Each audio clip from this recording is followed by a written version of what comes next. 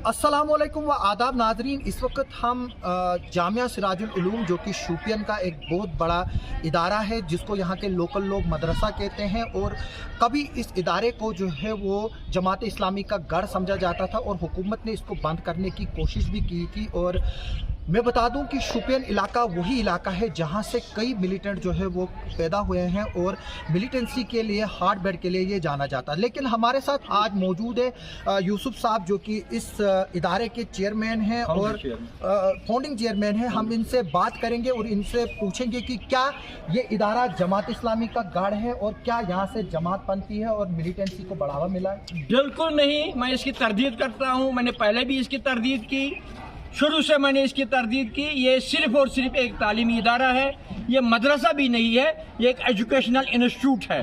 हाँ, हम moral education देते हैं मगर उसके साथ साथ साइंसी तालीम भी देते हैं।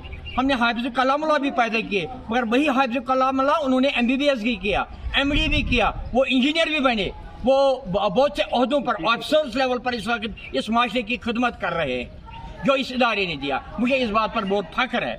लिहाजा ये मदरसा नहीं है, मैं इसकी तरदीद करता हूँ। तो क्या जमात इस्लामी के साथ कभी कोई लिंक रहा है? बिल्कुल नहीं, ये एक आज़ाद इदारा है, ये एक आज़ाद इदारा है। इसका फाउंडर पीर गुल मोहम्मद सोफी, अलहाज पीर गुल मोहम्मद सोफी है, जिसका मकबरा यहाँ बाहर है, और ये प्रॉपर्टी सारी उसी की है, उसी ने खरीद लिया है। 10-10 पैसे, 2-2 रुपया, 1-1 रुपया उसे जमा करके ये सारा सरमाया जमा किया और कौम के नाम वक्फ किया। उसने एक ट्रस्ट सोसाइटी बनाई जिसका मुझे फाउंडर चेयरमैन बनाया गया। मैं तब से 1992 में जब उसने ये किया, मैं तब से इस इदारे से के साथ बिल्कुल जुड़ा हुआ हूँ, हम वक्ती जुड़ा हूँ। और मैंने घर भी छोड़ा, मैं नौकरी भी मैंने की, मगर इस इदारे के साथ मैं चिमटा रहा दिन रात। मुझे और किसी चीज़ की फिक्र न रही और न मैं कोई चीज़ फिक्र करता हूँ। मेरा ये मिशन है, पर ये पीर गुल मोहम्मद सोफी ने मुझे हवाला किया, बिला किसी तंजीम, बिला किसी तफरीक, बिला किसी ये फिकी फरोवात वगैरह, उससे ये बालातर है। तो एडमिनिस्ट्रेशन के पास ये तातुल कहाँ से आ गए कि आप जमात इस्लामी के हो? हाँ, ये बात है, मैं कहूँगा, मैं इसकी बात बताऊँगा। जब हम यहाँ दस्तारबंदी की प्रोग्राम कर रहे थे सालाना, हम सब लोगों को बुलाते थे, हम सब मकतब फ़िक्र के लोगों को बुलाते थे, जमात वाले भी आते थे। मैं इसकी तरदीद नहीं करूँगा, जब सब मकतब फिर यहाँ आते, माशरे में जो एग्जिस्ट कर रहे हैं वो भी आते थे, और इसको रंग दिया गया उनके आने से ये जमात का है। अरे ये जमात का होता, हमने ये तबलीगी वाले को क्यों बुलाते, जमीयत अहले हदीस वाले को क्यों बुलाते, हम उन्हें बरेली वालों को क्यों बुलाते, हम कांग्रेस को क्यों बुलाते, हम ये नेशनल कॉन्फ्रेंस वालों को क्यों बुलाते? जब ये एक ही मकतब फिक्र का इदारा होता तो उनको क्यों बुलाते हैं? मैं कहता हूँ, मैं अब्दुर्रहमान टिकरी जो कम्युनिस्ट पार्टी से ताल्लुक़ रखता है, इसकी संग बुनियाद के दिन हमने उसको भी बुलाया। ये इसका ये सबूत है, बैन सबूत है कि ये एक अवामी इदारा है, ये किसी खास तबके का इदारा नहीं है। इल्ज़ाम ये भी है कि तकरीबन 6 के करीब यहाँ से मिलिटेंट निकले हैं। यहाँ से कोई मिलिटेंट नहीं निकला है। मैंने इससे पहले भी इसकी तरदीद की, आज भी इसकी तरदीद कर रहा हूँ।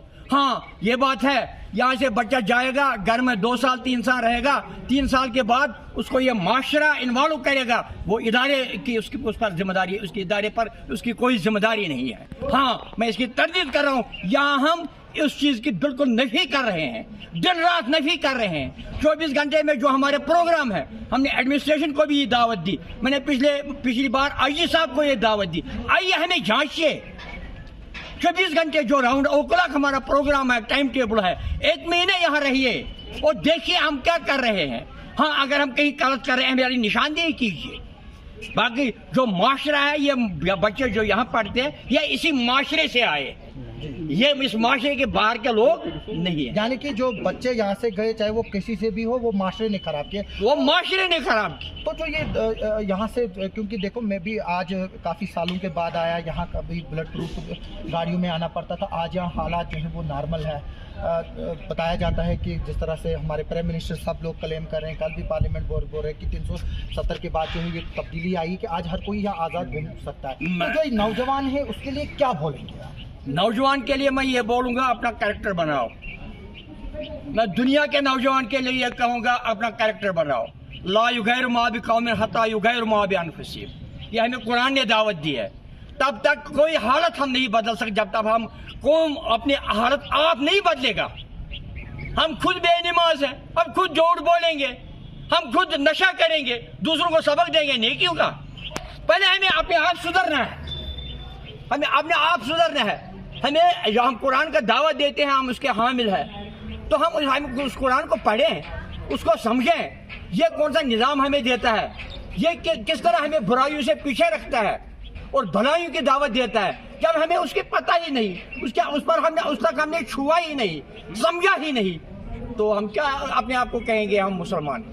जम्मू कश्मीर के नौजवान को तिरंगे से दूर रखा गया और ये भी बताया गया कि अगर तुम तिरंगा पकड़ोगे तो इस्लाम से खारिज होगे। आज आपने यहाँ तिरंगे को पकड़ा और प्रोग्राम भी किया, क्या अब आप मुसलमान नहीं रहे क्या? इंशाल्लाह मैं मुसलमान हूँ, था और रहूँगा, इससे कोई फर्क नहीं पड़ेगा। ये कौमी मामला है, हम हिंदुस्तान में रह रहे हैं, तो हिंदुस्तान एक सेकुलर मुल्क है, यहाँ मुसलमान भी है, हिंदू भी है, ईसाई भी है, बौद्ध भी है। ये एक मिला जुला जो ये कौमी वर्षा हमें इसमें मिला है, हमें उसकी आबियारी करनी है, हमें इस ये बरादरी को कायम रखना है। ये कश्मीर इसके एक लिए दुनिया के लिए एक मिसाल है।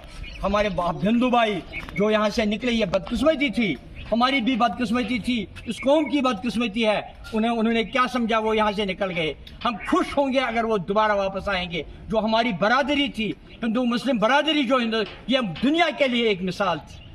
मैं इस मिसाल को अगर ये फिर जिंदा हो जाएंगे, हम उसका स्वागत करेंगे।